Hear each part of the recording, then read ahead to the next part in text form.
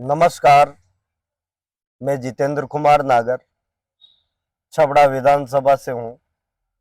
एक छोटे से गांव से हूँ जो टाचा पंचायत के अंदर पड़ता है, चिपाबड़ौद तहसील में।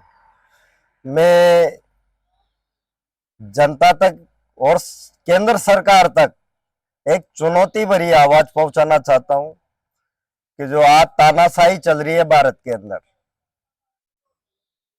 उसका जिम्मेदार कौन है?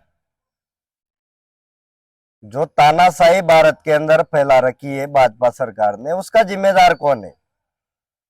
वहां जो सत्ता में बैठे आला कमान है, वो कोई एक्शन नहीं ले रहे हैं। उन्होंने खुली छूट दे रखी है। जैसे मध्य प्रदेश में जो कांड हुआ अभी, जो दलितों के ऊपर और गरीबों के ऊपर जो अत्याचार किए जा रहे हैं, उसको अपनी आत्मा के अंदर इतना बड़ा दुख होता है और इतनी शर्मिंदगी महसूस होती है कि हम भारत के नागरिक हैं, क्योंकि ये काम भारत के अंदर हो रहे हैं। और इतने बड़े काम 70 साल की सरकार के अंदर जो नहीं देखे थे, वो 10 साल के अंदर हमने देख लिए। जो मध्य प्रदेश में गरीब, एक दलित गरीब परिवार के ऊपर पेशाब किया जा रहा है, जो मिश्रा जी तो पेशाब करते हैं और जो मध्य प्रदेश के मामा बने हुए हैं, है? वो व्यक्ति सीधे संट उसके मुंह धुलाने में लगे हुए। जो पेशाब कर तो मिश्रा जी तो पेशाब करते हैं और शिवराज जी सीधे सीधे तौर पे उसके मुंह धुलाने में लगे हुए हैं कि किया तो पेशाब ही तो है, आपका कुछ बिगड़ा तो नहीं है। कैसे नहीं बिगड़ा? उस गरीब के ऊपर जो अत्याचार हुआ है, एक पानी से मुंह धुलाने से थोड़ी मिटेगा।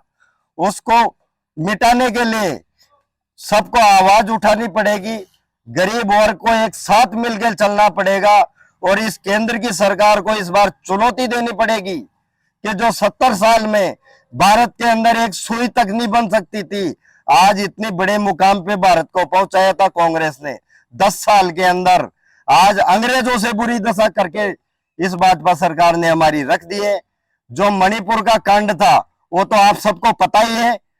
तो मैं तो एक सीधे शब्दों में ये बात कह के बंद कर रहा हूं कि ऐसी सरकार से हमें कोई लेना देना नहीं है जो गरीबों की तैसी नहीं है। और गरीबों का जगह जगह अत्याचार से दबोचा जा रहा है।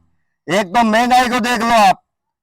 सरकार ने 2014 में एक झूठ की बुनियाद पे अपनी नींव रखी थी। केंद्र सरकार ने जो अभी भाजपा सत्ता में केंद्र के अंदर, उसने एक झूठ की बुनियाद पे एक नींव रखी थी कि हम सबसे पहले काम एक करेंगे कि सबसे पहले किसानों की तरफ देखेंगे हम, कि जो किसानों के ऊपर जो सरकार का कर्जा है, बैंकों का कर्जा है, तो पहले हम किसानों का कर्ज माफ करेंगे। सत्ता में आते ही किसान का कर्ज तो माफ नहीं हुआ साहब।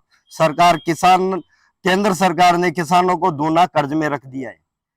जो किसानों के पास रोजमर्रा के लिए डीजल की और लाइट की आवश्यकता पड़ती है, बिजली की, तो सबसे ज्यादा तो उन्होंने वहीं पे कुटाराघात कर दिया कि डीजल को 71 रुपए से लेके 70-71 से लेके आज 100 रुपए पे पहुंचा दिया। तो किसान क्या करेगा? किसान की कमाई तो पूरी उसी में खत्म है। ट्रैक्टर से आज खेती करता है किसान, ट्रैक्टर से अगर खेती को जोतता है तो सबसे बड़ा कुठाराघात तो वो है किसान के साथ, कि जो काम 70 रुपए में कर रहा था, आज उसी काम को 100 रुपए में कर रहा है। दूसरी बात, रोजाना या एक जगह से दूसरी जगह जाने के लिए वाहन की आवश्यकता होती है, तो पेट्रोल ईंधन, एक सबसे बड़ा ईंधन है पेट्रोल, जिसकी रोजाना हर व्यक्ति को आवश्यकता होती है। उसको आज 50 या 65 रुपए से लेके 2014 के अंदर 65 रुपए तक पेट्रोल था, आज उसको 110 रुपए पे जा पहुंचाया है। तो दूसरी बात कि मैंने एक बात और देखी थी, आज के 2 साल पहले की बात बोल रहा हूं मैं, 1 साल पहले की, जो प्रियंका गांधी जी ने आवाज उठाई थी किसानों के लिए, जो गाड़ियों के नीचे कुचले गए, जो भाजपाओं के नेताओं के जो बेटे थे, उनके द्वारा जो गरीब किसान आंदोलन कर रहे थे, अपने हक की लड़ाई लड़ रहे थे, तो उनको गाड़ियों से कुचला गया, तो भी केंद्र सरकार ने उन्हीं का ही साथ दिया। और जो आवाज उठाने के लिए कांग्रेसी नेता पहुंचे, हमारे नेता राहुल गांधी जी पहुंचे, प्रियंका जी पहुंचे तो उनको जेल के सलाखों के पीछे डालने का प्रयास किया गया, उनसे झाड़ू निकलाया गया, उनके साथ बहुत बड़े दुर्व्यवहार किए गए। इस तानाशाही सरकार को उखाड़ के फेंकने का समय आ चुका है।